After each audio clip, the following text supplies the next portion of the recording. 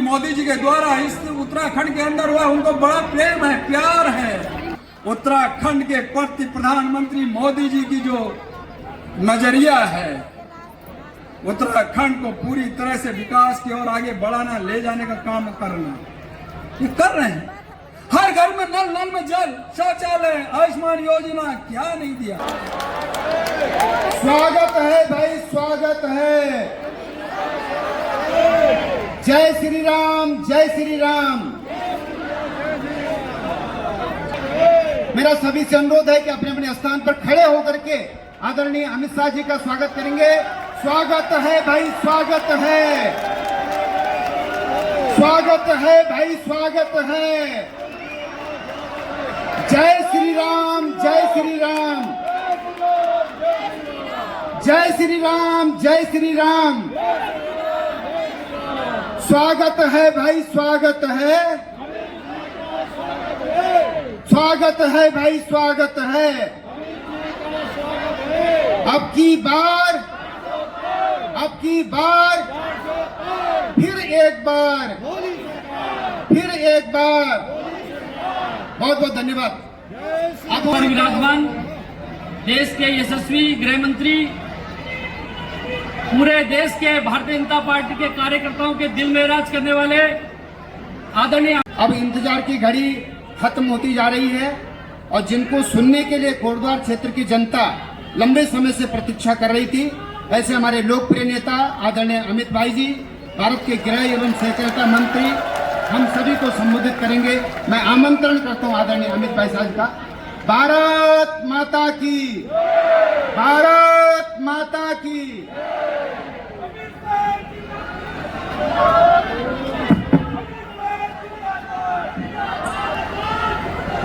पीछे जो गैप में जगह है वहां सभी लोगों को आ जाने दो। धूप में खड़े हैं भाई, सिक्योरिटी वाले गैप भर दे जरा पूरा।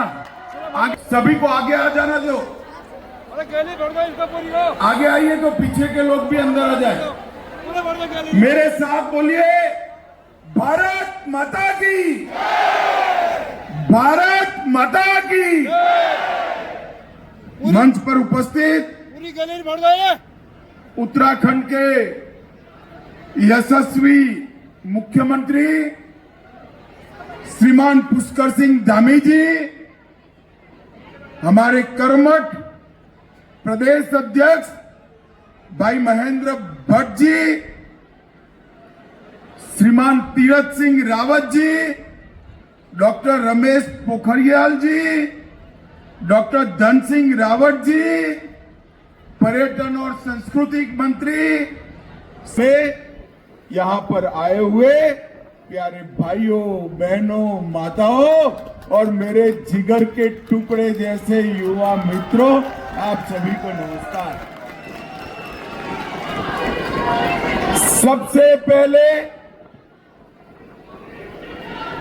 पूरे भारत के श्रद्धा केंद्र ऐसे देवी देवता जिस देवभूमि में विराजमान है, वो देवभूमि को प्रणाम कर कर मेरी बात की शुरुआत करना चाहता हूं। भाई और बहनों, बद्रीधाम, केदारधाम, गंगोत्री, जमुनोत्री और हेमकुंड साहिब और अनगिनत पवित्र तीर्थ स्थानों को प्रणाम कर कर मेरी बात की शुरुआत करना चाहता हूं। आज अष्टमी है, कल रामनवमी है और 500 साल के बाद रामलल्ला अपना बर्थडे टेंट की जगह भव्य मंदिर में मनाने वाले हैं। भाई और बहनों, एक कांग्रेस पार्टी 500 साल थे जो मुद्दा लटका था, 70 साल तक कांग्रेस और उनके चट्टे पट्टे राम जन्म के मुद्दे को लटकाते रहे, भटकाते रहे, अटकाते रहे। मोदी जी ने 5 साल में ही फैसला भी लाया, भूमि पूजन भी किया और प्राण प्रतिष्ठा भी करने का काम कर दिया। भाइयों और बहनों, मैं पूरे देश की ओर से रामनवमी के दिन रामलल्ला जब अपने भव्य घर में अपना बर्थडे मनाएंगे, उस दिन पूरा देश खुशियों के आंसू रोने वाला है। हम सब के लिए बड़ा भाई और बहनों, जब मैं यहां आया हूं तब हमारे मुख्यमंत्री धामी जी को भी बहुत बहुत अभिनंदन देना चाहता हूं। भारतीय जनसंघ की स्थापना हुई तब से हमारे नेता हमारे चुनाव घोषणा पत्र में एक मांग रखे थे। मांग क्या थी? कि इस देश में धर्म के आधार पर कानून नहीं होंगे, इस देश में यूनिफॉर्म सिविल कोड होगा। और आज मुझे कहते हुए गर्व होता है, जोर से ताली बजाओ पुष्कर धामी के लिए। मैं यहां आया हूं। अरे सुनो यार, अब सुन लिया, तुझे देख भी लिया, अब सुनो जरा।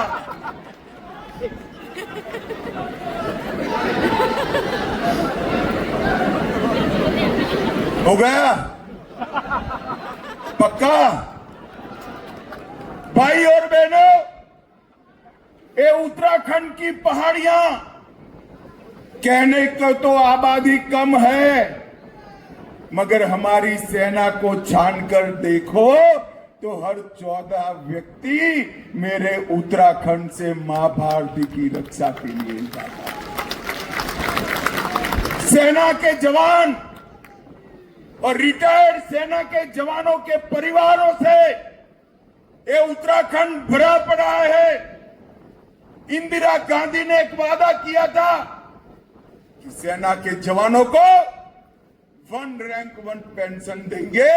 40 साल तक कांग्रेस पार्टी ने पूरा नहीं किया। आपने 2014 में पांचों की पांचों सीटें देकर मोदी जी को प्रधानमंत्री बनाया। मोदी जी ने 1 रैंक 1 पेंशन का वादा पूरा कर लिया। देखो भाई, जो लोग बीजेपी कह रहे हैं, जो लोग अनिल बलूनी कह रहे हैं, सबको मैं बताने आया हूं कि बलूनी के सामने कमल के निशान पर दिया हुआ हर वोट मोदी जी को तीसरी बार प्रधानमंत्री बनाने वाला है।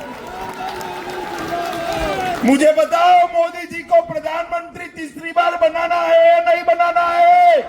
नहीं बनाना है तो बलूनी के नाम के सामने मोदी जी को तीसरी बार प्रधानमंत्री बनाने का मतलब है विकसित भारत की रचना करना। और विकसित भारत तभी बन सकता है जब विकसित उत्तराखंड बने, तभी बन सकता है। मोदी जी को तीसरी बार प्रधानमंत्री बनाने का मतलब है भारत को दुनिया का तीसरे नंबर का अर्थतंत्र बनाना। और मोदी जी को तीसरी बार प्रधानमंत्री बनाने का मतलब है कि पूरे भारत में 3 करोड़ लखपति दीदी बनाना। भाई और बहनों, मैं जब आज यहां आया हूं तब कांग्रेसी नेताओं को पूछना चाहता, भाई आप कई बार शासन करते हो, हिसाब नहीं देते हो, मुझे बताओ हिसाब देना चाहिए या नहीं देना चाहिए? अरे यार जोर से बोलो, देना चाहिए या नहीं देना चाहिए? मगर वो देते ही नहीं है। चिंता मत करो, मैं बनिया हूं, मैं हिसाब लेकर आया हूं आज उनका भी दे। 10 साल में कांग्रेस ने उत्तराखंड को क्या दिया? नहीं कुछ तो दिया है, मैं बताता हूं। कांग्रेस ने 10 साल में 53,000 करोड़ दिया। कितना दिया? और मोदी जी ने ये 10 साल के अंदर उत्तराखंड को 1,66,000 करोड़ रुपया देने का था। 3 गुना रुपया सीधा ग्रांट के लिए भेजा। इसके साथ साथ 82,000 करोड़ रुपया इंफ्रास्ट्रक्चर के लिए भेजा। 31,000 करोड़ सड़क के लिए, 50,000 करोड़ रेलवे के लिए और 100 करोड़ एयरपोर्ट के लिए देने का काम है। मगर हमारे मुख्यमंत्री जी है, इनका पेट भरता ही नहीं। जब भी वो आते हैं, टाइम मांगते हैं, एक पूरा लिस्ट मुझे पकड़ा कर चले जाते हैं कि उत्तराखंड को ये चाहिए। धामी साहब, उस वक्त तो लगता है आप हर बार मांगते हो, मगर जब हेलीकॉप्टर से विकसित उत्तराखंड देखते हैं ना, तो मन को बड़ी संतोष होता है कि हमारा मुख्यमंत्री बहुत अच्छा काम। भाई और बहनों, उत्तराखंड के अंदर पलायन रोकना है तो क्या करना पड़ेगा? उत्तराखंड के पर्यटन को आगे बढ़ाना पड़ेगा। कैसे बढ़ेगा पर्यटन आगे? कांग्रेस के जमानों में डोलियों से जाना पड़ता था, कोई सुविधा नहीं थी।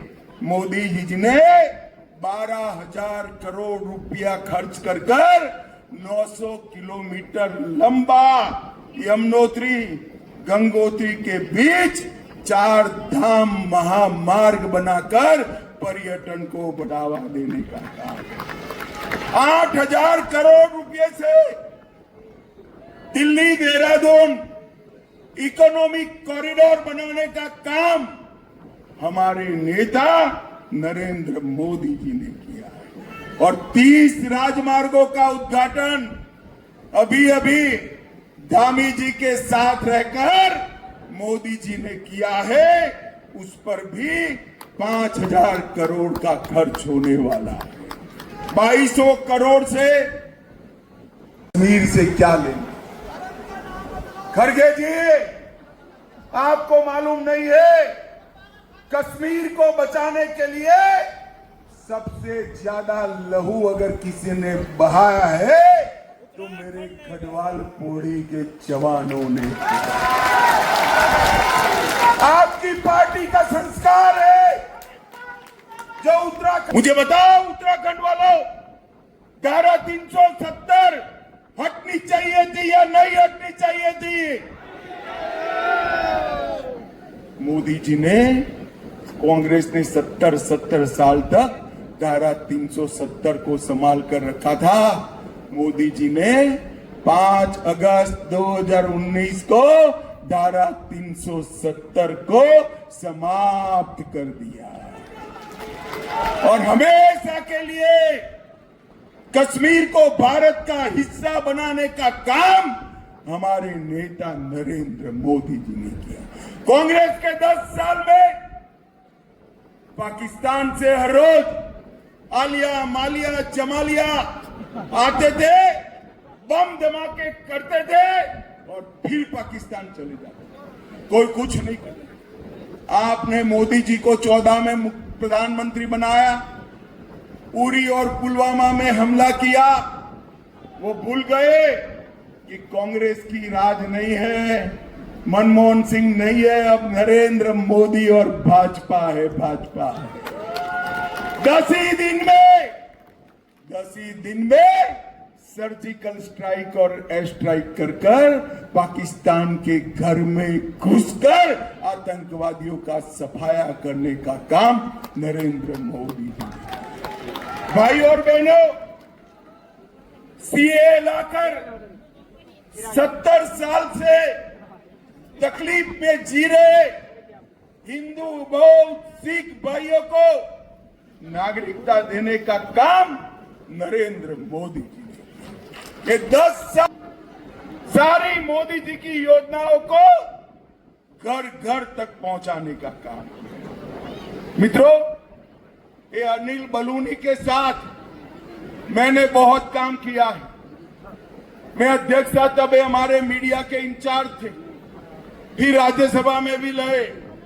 मैं सिर्फ एक बात कहने आया हूं, अनिल को यहां से भेज दो, गढ़वाल की चिंता मैं करूंगा, आपको डरने की जरूरत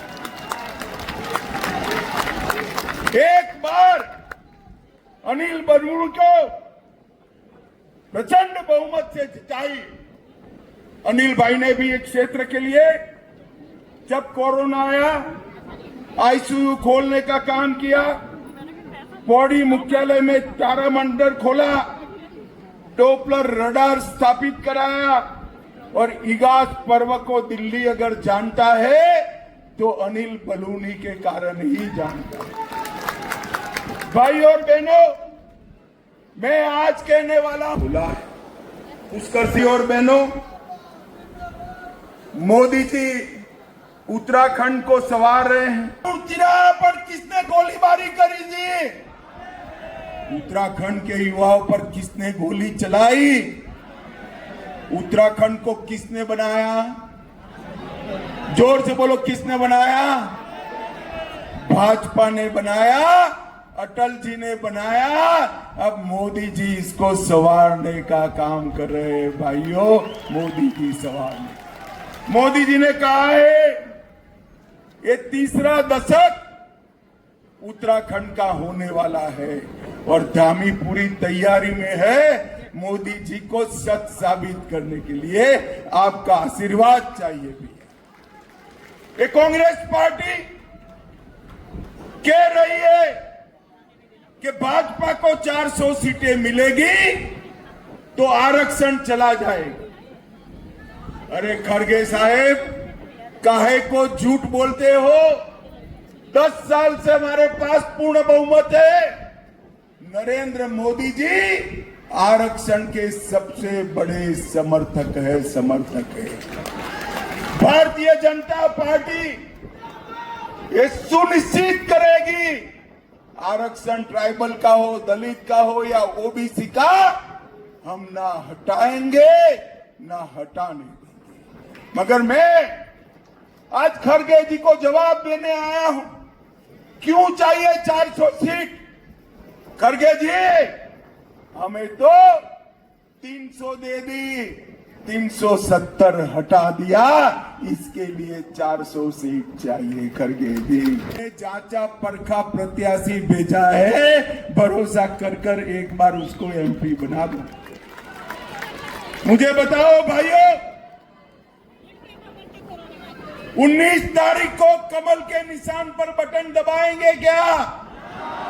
ऐसे नहीं, दोनों हाथ उठाकर अंत तक बोले सब लोग, कमल के निशान पर बटन दबाएंगे। अनिल बलूनी को प्रचंड बहुमत से जिताएंगे, पुष्कर धामी के हाथ मजबूत करेंगे। तो मेरे साथ दोनों हाथ उठाइए, दोनों हाथ, संकल्प लेकर मुट्ठी बींचिए और प्रचंड आवाज से बोलिए, भारत माता की, भारत माता की जय श्री राम, जय जय श्री राम। पौड़ी गढ़वाल वालों का बहुत बहुत धन्यवाद। नमस्कार, वंदे मातरम। धन्यवाद भाई, धन्यवाद। अमित भाई का धन्यवाद। धन्यवाद भाई, धन्यवाद। आदरणीय गृह मंत्री जी, कोटद्वार भगवान सिद्धबली की भूमि है। भगवान सिद्धबली का आशीर्वाद सभी के ऊपर बना रहे, इसके लिए भगवान सिद्धबली का प्रतीक चिन्ह गदा मैं अपने प्रत्याशी आदरणीय अनिल बलूनी जी से अनुरोध करता हूं कि आदरणीय गृह मंत्री जी को गदा भेंट करके भगवान बजरंगबली का आशीर्वाद हम सभी के ऊपर बने रहे। भारत माता की। अब मैं अपने जिलाध्यक्ष वीरेंद्र राउत जी से अनुरोध करता हूं कि सभा का समापन करेंगे।